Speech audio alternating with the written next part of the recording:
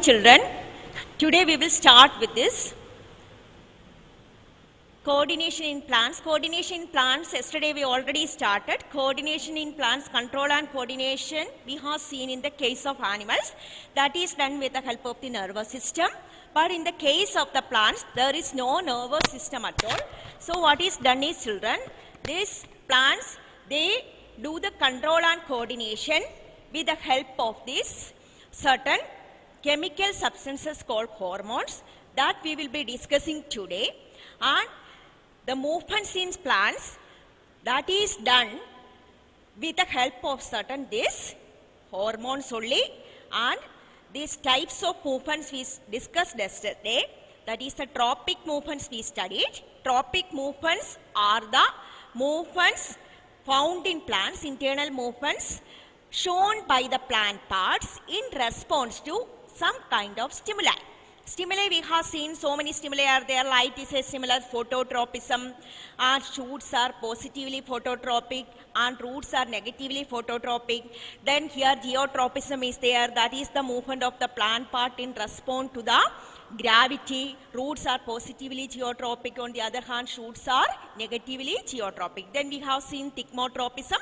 I am reminding, thigmotropism means that is the movement of the plant part in response to the stimulus of touch. Here we have seen the climb base, the tendrils, the modified parts of the climb base. These are known as tendrils. They cling around, here they tin around the supporting plant. That is an example of thigmotropism. Here this is a positive thigmotropism. Here the climber, the tendril tin around the supporting plant. Then we have seen the chemotropism. I hope you remember. Chemotropism, what happens is the stimulus is chemical. That is the movement of the pollen tube towards the ovule in the ovary in response to the presence of a chemical sugary substance present in the style. And this is chemotropism. Now, then one more type of tropism also we studied, hydrotropism. Hydrotropism is the movement of the root towards the source of water. So this is positive hydrotropism. So all these type of tropic movements, the direction of the response of the plant part is determined by the direction of the stimulus. That means wherever the plant receives the sunlight, shoot always grows in the direction of the sunlight only. Root grows away from the sunlight. Okay, so you must understand, children, these type of movements, there is correlation between the direction of the response shown by the plant and the direction of the stimulus. And in all these type of movements we studied yesterday, there is growth involved. Shoot grows towards sunlight, shoot bends towards sunlight, there is growth involved. While the shoot moves, it is growing. Similarly, root grows towards the gravity, root is growing. So all these type of tropic movements, there is growth involved. And also these movements are slow also. And so you must understand, children, the tropic movements are the movements where the direction of the response is determined by the direction of the stimulus. Wherever the water present, roots grow towards that direction only. Understood? And here, children, always growth is involved in tropic movement. These movements are relatively slow also. Now we are going to discuss about the next type of movement. That is what is known as the nastic movement. We will see what is nastic movement, and that is the next type of the movement shown by the plants. And here in nastic movement, it is very interesting, children. There is no relation between the direction of the stimulus and the direction of the response. No growth is involved. These are usually the typical example you are studying in the 10th standard is the movement shown by the sensitive plant. First we will see this. So this type of movement, what we are going to discuss now is nastic movement. Here no relation between the direction of the stimulus and the direction of the response. That means you touch the plant. Wherever you touch the plant droops the leaves or folds the leaf or close the leaf. And there is no relation. We can touch here, here or wherever we want. There is no relation. You are touching here, here, here. Wherever you touch the plant droop the leaves, you will see that. Touch me not plant. Here when we touch the plant, suppose you touch here, it folds the leaves here. And you touch here, wherever you touch the plant, actually here children, there is no relation between the place where you touch and the response takes place. So, the best example of independent growth in plants is the movement of the touch me not plant. So, you must understand children, here when we think about the plant movements are of two types, one dependent of growth and the other independent of growth. Yesterday we studied about trophic movement which are dependent on growth. Here the nastic movement independent of growth. Here the best example is the touch me not plant. Touch me not plant, it is otherwise known as the sensitive plant, and another name is sensitive plant. Touch me not plant. Here when we touch the plant, what happens is, another name is Mimosa pudica, sensitive plant. The reason why we call it a sensitive plant, whenever we touch the plant, it actually folds the leaves. We will see how does it happen, okay. We are touching the plant, it folds the leaves. Then, this is a reversible process also. After some time it actually comes back to this shape. And another example is movement of the sunflower in the direction of the sunlight. In the daytime, what happens is actually the sunflower plant moves towards the sunlight. And so you must understand children, the control and coordination in animals is entirely different from that of the plants. In the case of the animals, there is nervous system, we studied, and the neurons are there. They pass the messages from the sense organs to the central nervous system and in the reverse this direction. But here in the case of these plants, the control and coordination is completely different. That is done with the help of the hormones. Here plants, they don't have any particular tissue as in the case of the animals. Animals, we have nervous tissue. Here children, the plants in plants, what we see is the movement of plants, that is here children, this is the example we studied yesterday, thigmotropism, that is the climber tins around the supporting plant. You know, the climber tins around the supporting plant. Here, this is an example of the thigmotropism. Here children, what happens is, the plant has modified structures, tendrils. They climb around the supporting plant, and here the stimulus is the touch. Touch means the supporting plant. And this climber, the tendril of this climber, it tins around the supporting plant. Here is positive thigmotropism is shown. Now we'll see the next step of movement. So, you must understand that tendrils climb around the support. And here, one more thing you have to understand children. When we think about this thigmotropism, what happens is, this portion of the tendril is in close contact with the supporting plant. So, the part of the tendril which is in contact with the supporting plant, this portion of this tendril which is in contact with the supporting plant, it grows slowly. And the other part of the tendril. So, I will draw here children. This is actually one diagram I will draw here. Suppose this is supporting plant and this one is the tendril. So, what happens is, this portion of the tendril, suppose this is tendril and this tendril clings around the supporting plant like this. So, you must understand children, this portion, this part of the tendril away from the supporting plant grows fast. The growth is fast here. But this portion which is in contact with the supporting plant, it grows slowly. Okay. So, more elongation takes place in the part of the tendril which is away from the supporting plant.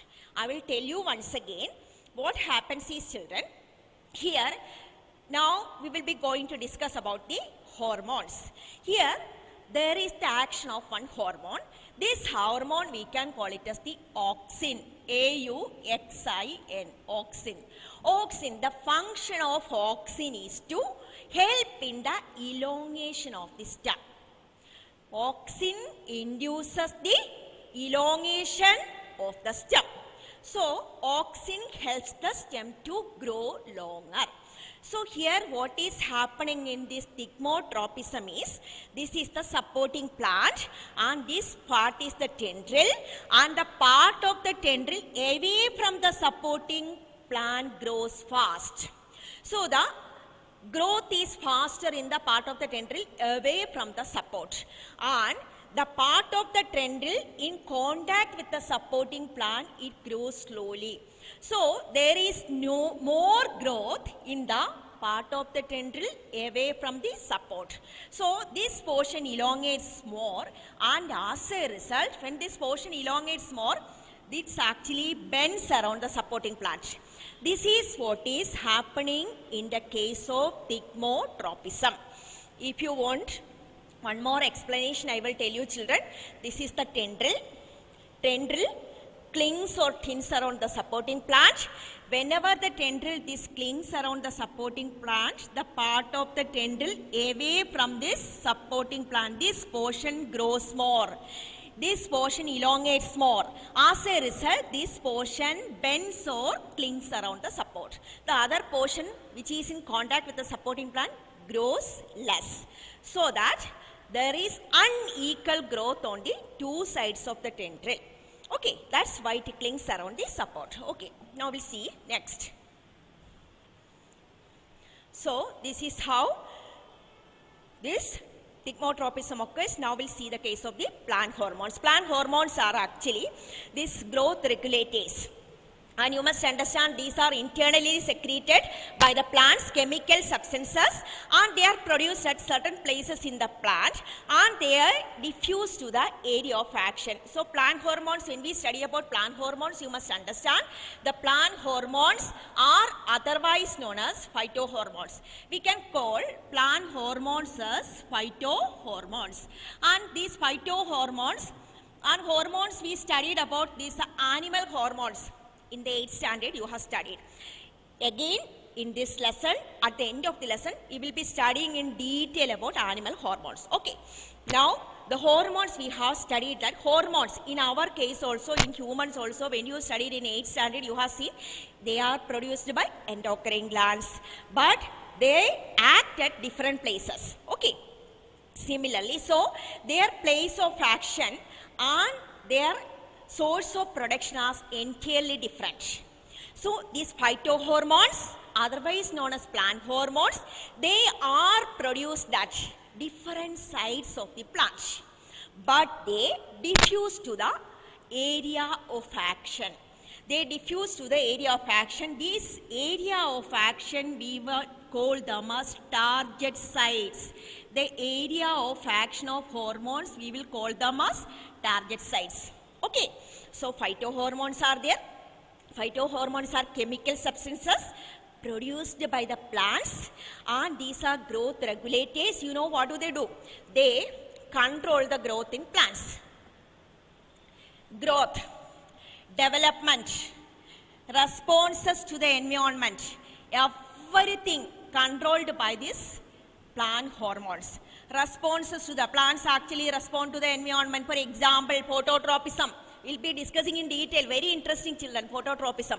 And so responses to the environment, growth in the plant, development in the plant, responses in the to the environment, responses to the different stimuli. All these are controlled by these phytohormones. That's very interesting about plant hormones. You'll be studying now. Okay. So plant hormones, children, they are the phytohormones, chemical substances produced in the plant, and they are of two types. They are growth promoters as well as the growth inhibitors. There are certain plant hormones which help in the promote the growth in plants. Okay, auxin is there.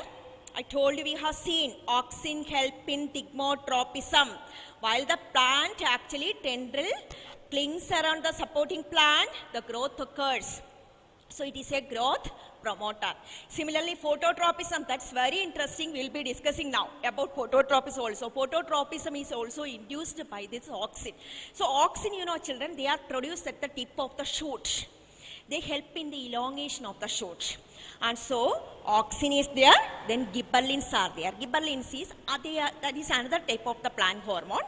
These gibberellins, you know what do they do? They also help in the elongation of the stem. They help in elongation of the cells. They help in, they induce a cell division at the internodes. So you must understand children, the gibberellins, I will be discussing again about gibberellins. Gibberellins also help in the elongation of the stem, and gibberellin, you know what do they do? They help in the cell division at the internodes. Internodes means these are the places, internodes. Internodes means this is a node actually wherever a leaf arises. Here the leaf arises here. This portion we can call as a node, and this is another node. The part of the plant seen between two adjacent nodes, we will call it as an internode. So what happens children? Here the gibberellins. These gibberellins induces cell division at the internodes. Whenever cell division occurs at the internodes, that means that cells divide to form a large number of cells, multiplication occurs, mitosis occurs. You studied in the last year, mitosis, number of cells increases. As a result, the stem elongates. And this is done with the help of gibberellins. And auxins, now we will discuss again cytokinins. Cytokinins help in cell division. They help in the division of the cells, and cytokinins are present in large amount in fruits, seeds, etc. Because here cell division that should take place. Fruits, they have to ripen and these seeds have to germinate. So this cell division occurs, that is done with the help of cytokinins. These are all growth promoters. We can call them growth promoters. One more growth promoter is there. That growth promoter is otherwise known as ethylene. So you must understand children, all these are the growth promoters. Auxin is there, that helps in the elongation of the stem. And gibberellins are there, that help in the elongation of the stem by inducing cell division at the internodes. And cytokinins, they are helping in division of the cells. Cells divide, multiply, mitosis occurs. So they are specially present in the fruit, seed, etc. And ethylene is other plant hormone that help in the ripening of fruits, flowering, etc. We will see now. Okay.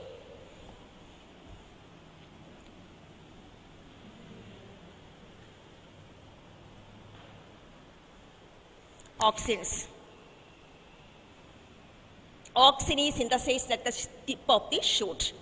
And then auxin cells grow longer, and here children, and another interesting factor is there. Auxin always produced at the tip of the shoot, and they help in the elongation of the shoot. And you know what happens? Here I will show you this plant part. Suppose it receives sunlight. This portion receives the sunlight. Here sun is there. Okay, sun. Just imagine children, there is this sunlight. I have given the green color anyway, so sunlight is there. So what happens is children, the auxin is, whenever the sunlight falls on one portion of this stem, here this portion of this plant receives the sunlight. Okay, so the sunlight falls on this portion. I hope you can see now. The sunlight falls on this portion of this plant. Okay, whenever sunlight falls on one part of this stem, this portion gets illuminated, and this is the shady part. So auxin present here, now here auxin present here, it diffuses into the opposite portion. It diffuses into this opposite side of this stem. So whenever sunlight falls on one side of the shoot or stem, the auxin diffuses into the opposite region.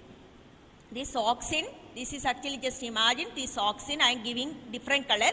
Auxin diffuses into the shady part of the stem. And as a result, you know what happens? This shady part of the stem elongates more. And so this portion actually bends towards the sunlight like this. This portion, so here the sunlight, it is received by this portion of the stem or shoot. And this portion gets illuminated. But auxin present here, it diffuses to the shady part of the stem. And auxin induces the elongation of the stem. So this portion grows more. As this portion grows more, you know what happens? This more elongated portion bends. And so the stem or the shoot bends towards the sunlight. This is how auxin promotes phototropism in plants. So this is phototropism. We have seen what is phototropism. The movement of the shoot towards the sunlight, that is positive phototropism, and negative phototropism shown by the root. Here positive phototropism, how does this shoot show? Positive phototropism. This is done with the help of our hormone, that is auxin. Auxin is responsible for positive phototropism in the case of shoot. I will explain once again what is done is, children, this is a stem. So this portion of the stem, this sunlight is there, sunlight falls on one portion of the shoot and this portion gets illuminated. Auxins, they always diffuse to the shady part of the stem. Auxin, what do? They always diffuse to the shady part of the stem. Then what happens is, it induces the elongation of the stem in shady part. So there is unequal growth on both sides of the shoot. The side of the shoot which faces the sunlight, it does not grow fast. The shady portion grows fast. So that portion bends, and as a result, the stem itself bends towards the sunlight. This experiment, actually you have to study one experiment also. In the case of an activity, you have to study in your textbook also. The stem always bends towards, whenever you suppose you keep a plant, you are keeping a potted plant. This is very simple experiment, children. You are keeping a potted plant. This potted plant is kept in the here in the room, and so what happens is the sunlight is allowed to enter this through a window here, and so after some time what happens is, children, you can see the entire plant moves this or bends towards the sunlight after a few days. This is because of the phototropism shown by this shoot. And this phototropism, as you know, it is induced by the auxin. That is the case of auxin. And again I will tell you, we have discussed about this, children, the tendril. Tendril also the same thing happens. Actually this is the plant. Here the tendril moves or cling around the supporting plant.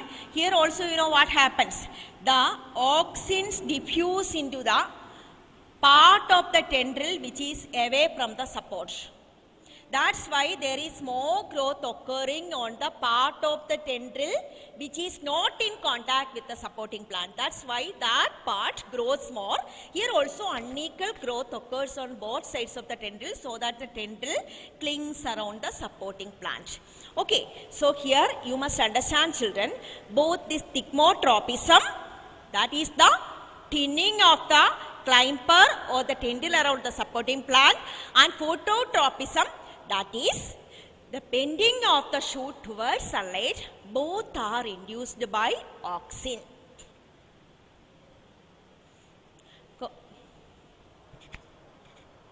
The concentration of auxin promotes cell enlargement in the shady region. Here, children, more growth occurs in the shady region.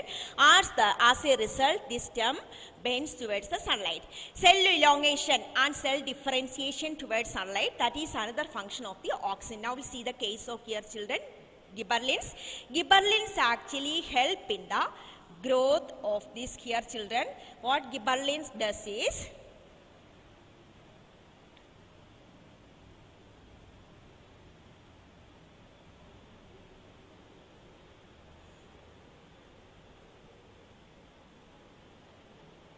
gibberellins I will show you. What does the gibberellin do is, here the gibberellins help in the enlargement, here this cell division in the region of the internode, and as a result what happens is there is elongation of the stem in the region of the internode. That's why his gibberellins help in the growth of the stem. It helps growth of the stem and it increases the internode. Now we'll see the case of cytokinins. Cytokinins, what do they do is children, cytokinins actually, I will tell you once again about these gibberellins. These are the internodes. The part between this is a node and the next portion is also a node. The part between two nodes we can call it as an internode. And here in the internode more elongation of the stem occurs, and here the gibberellins induces the cell division in the region of the internode. As a result this portion elongates more. So gibberellins help in the elongation of the stem by inducing cell division at the internodes. That's all about the gibberellins. Now we will be discussing about cytokinins. Cytokinins help in the cell division. We will see how does it occur. Cytokinins,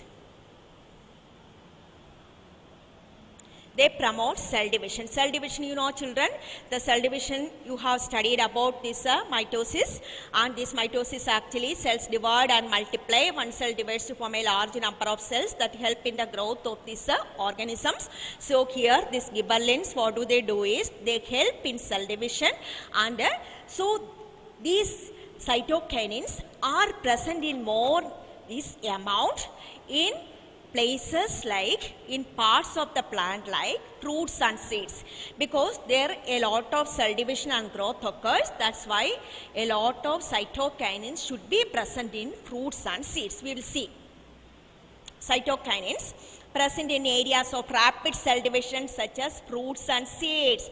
Fruits and seeds, they contain a lot of these cytokinins. Another function of cytokinins children, cytokinin help in the opening of the stomata also. Opening of the stomata, that is also done with the help of the cytokinins. You know children what happens? Stomata should remain open. Stomata, you know, they are the microscopic openings. We have studied in the last lesson, and stomata every year you will be studying about stomata. So stomata are the openings actually seen in the lower side of the leaf, and through the stomata only gaseous exchange occurs, as well as gaseous exchange, that is required for this taking in carbon dioxide for photosynthesis. Oxygen should be this given out, as well as oxygen is required for respiration, and then also transpiration takes place. So stomata should remain opened, and so this stomata especially it should be open in the daytime in order to facilitate photosynthesis.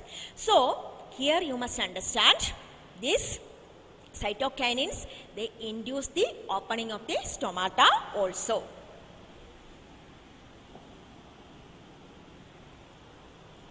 Cytokinins are present in large number in the fruits and seeds and promote. Cytokinins also help in promote this opening of the stomata. Then another hormone is there. This is what is called abscisic acid. And here children, abscisic acid, this is an example of a plant hormone. This is a growth inhibitor.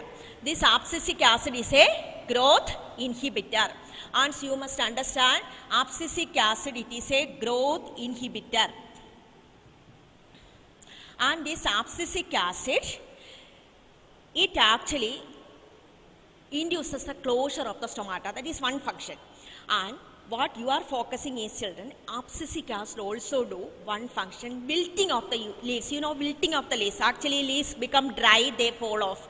And the wilting of the leaves, falling of the fruits, seeds, etc. All these are done with the help of abscisic acid. But for your syllabus, you have to focus on abscisic acid is a growth inhibitor. That means it inhibits growth in plants, and its function you have to focus is wilting of the leaves. Leaves dry and fall off. And this is done or induced by abscisic acid. It is a growth inhibitor. One more hormone is there, that is a growth promoter. We should actually study about that hormone, very, very important, children, that is ethylene. And this ethylene hormone, you must understand, this hormone is present in the form of a gaseous hormone. And this hormone helps in the ripening of fruits and flowering. Ripening of fruits and flowering, this is also a growth promoter. Ripening of fruits as well as flowering induced by ethylene.